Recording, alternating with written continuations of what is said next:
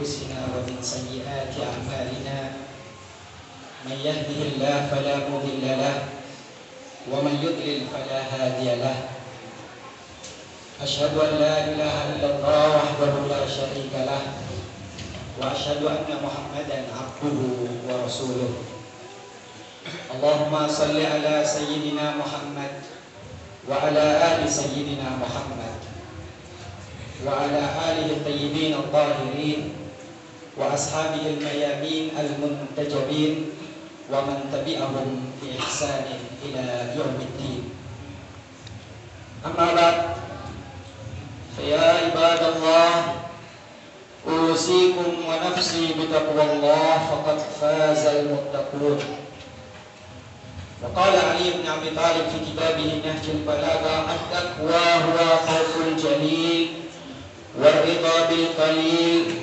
والعمل بالتنزيل والاستعداد ليوم الرحيل وقال الله تعالى في كتابه الكريم اتقوا الله حق تقاته ولا تموتن إلا وأنتم مسلمون. Hadirin sidang Jumat rahimakumullah. Allah Subhanahu wa taala berfirman, bertakwalah dengan takwa yang sebenar-benarnya takwa.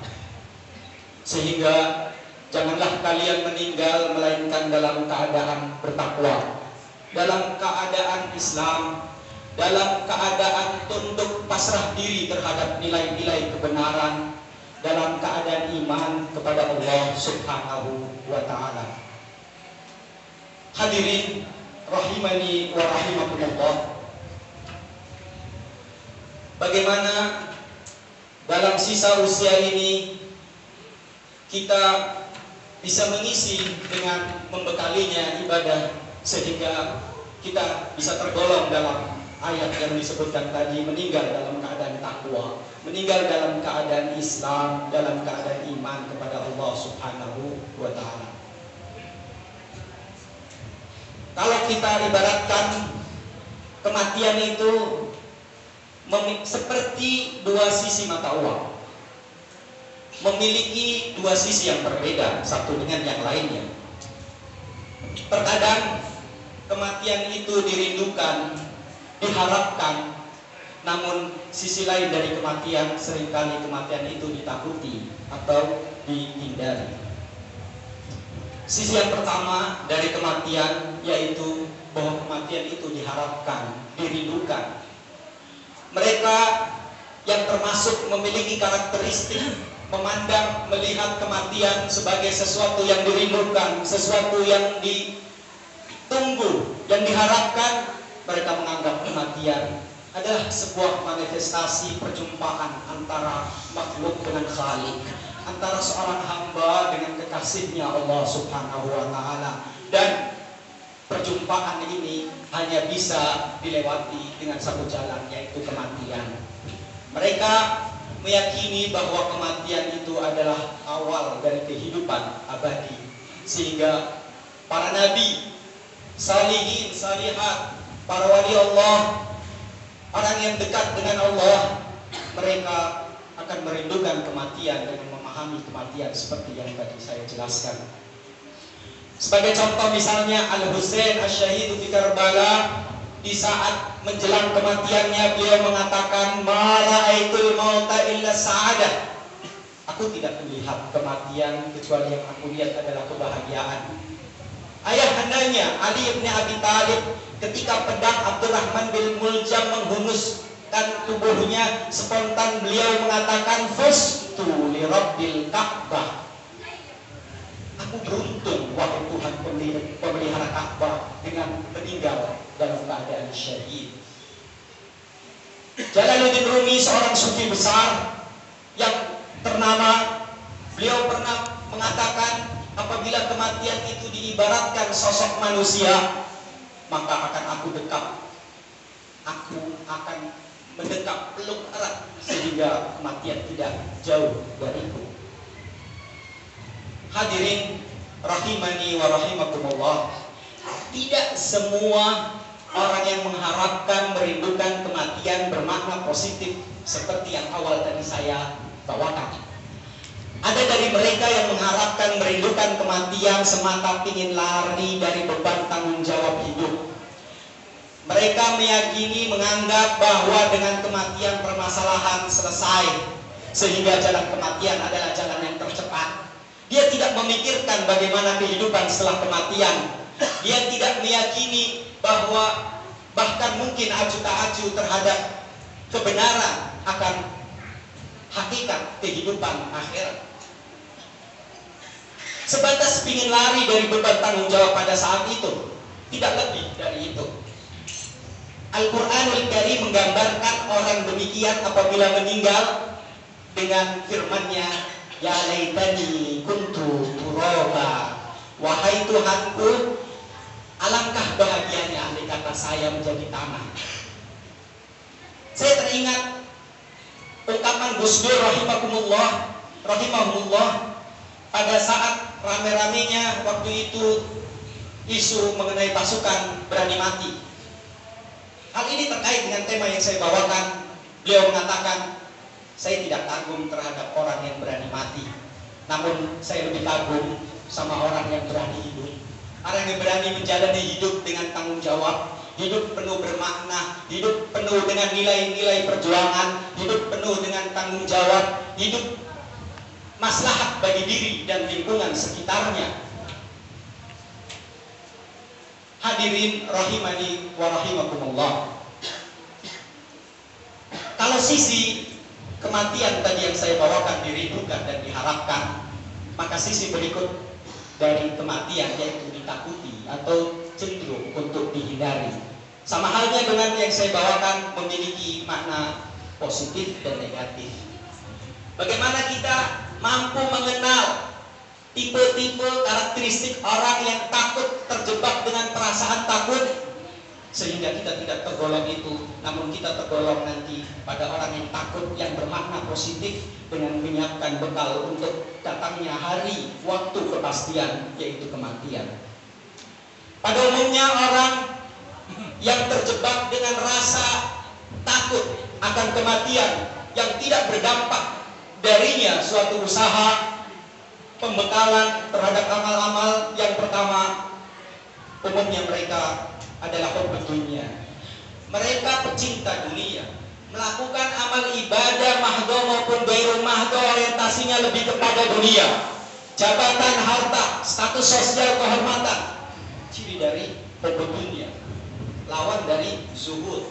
Adapun zuhud adalah orientasi kepada akhirat. Amal ibadahnya sama, sosial sama, melakukan tolong menolong, bantu, mahdo maupun ghairul mahdo, namun orientasinya lebih kepada akhirat. Maka dari itu dikatakan bahwa hakikat dari zuhud, mereka sebetulnya memiliki dunia, tapi dunia tidak mampu memilikinya. Berlainan dengan hobi dunia, pencari dunia, hakikatnya dia tidak memiliki, tidak menguasai dunia, tapi dunia menguasai dia. Yang kedua, pada umumnya mereka tidak tahu, tidak mengerti, tidak tahu bahwa hakikat kehidupan sesungguhnya adalah setelah kematian, bahwa kematian adalah awal dari kehidupan panjang, kehidupan yang abadi itu sendiri. Mereka tidak meyakini dan tidak mendengar firman Allah Subhanahu wa taala, hadis Rasulullah sallallahu alaihi wasallam yang bersabda, yang berfirman, hadis qudsi, khuliqal insan lil abad walakinna intaqala min darin ila dar. Wahai manusia, aku ciptakan kalian semata hanya untuk abadi, bukan fana, untuk abadi. Hanya saja berpindah dari satu alam ke alam berikutnya. Khuliqal insan lil abad walakinna intaqala min darin ila dar. Siapa yang bilang kehidupan manusia fana? Kehidupan dunia fana, ya, tapi kehidupan manusia sebagaimana yang saya tegaskan abadi. Kehidupan setelah kematian ditentukan terhadap kualitas kita kehidupan di dunia. Yang ketiga, kebanyakan mereka yang terjebak oleh perasaan takut, yaitu istibdad. Mereka takut sama kematian itu sendiri, bukan takut sama empunya kematian. Sangat naif ketika kita takut sama samurai yang tergeletak di jalan, atau pistol, atau benda tajam lainnya. Harusnya kita takut sama empunya dari senjata itu. Sama halnya, kematian sedikit pun tidak mengancam, kematian sedikit pun tidak membahayakan, kematian sedikit pun tidak perlu kita takuti. Yang perlu kita takuti adalah empunya penguasa kematian itu sendiri, yaitu Allah Subhanahu wa ta'ala. Imam Ghazali mengistilahkannya al-istibdal, hendaknya beralih dari rasa takut pada kematian, hendaknya beralih pada takut akan empunya penguasa kematian, yaitu Allah Subhanahu wa ta'ala. Yang terakhir dan keempat yang saya tangkap dari orang yang merasa terjebak oleh perasaan takut kematian, mereka takut sama sesuatu yang pasti. Secara logika, kita tidak boleh takut sama sesuatu yang pasti. Yang perlu kita takutkan adalah terhadap sesuatu yang memiliki kemungkinan untuk menyakitkan diri kita. Namun ketika sesuatu itu pasti, bahwa kematian itu tidak bisa dihindari oleh siapapun, tetangga kita, bagian saudara kita telah mengalami kematian, maka tinggal tunggu waktu kita nanti yang akan berikutnya. Hadirin, dalam hal ini Imam Ghazali menyebutkan, mengatakan kepada sahabat, kepada muridnya, apa yang paling dekat kepadamu? Para sahabat satu yang lain pun menjawab, ayah, ibu, saudara, dan lain sebagainya. Kemudian Al-Imam Ghazali menegaskan, ketahuilah bahwa yang paling dekat denganmu adalah kematian. Dia dapat mendatangimu dari mana saja, kapan saja. Hadirin rahimakumullah, menyiapkan datangnya kematian adalah tugas dari kita semua. Sebagai makhluk yang sudah diberikan kesempatan oleh Allah hidup, tinggal waktu berikutnya adalah menunggu panggilan, yaitu kematian. Ada poin penting yang perlu saya sampaikan pada kesempatan yang mulia ini.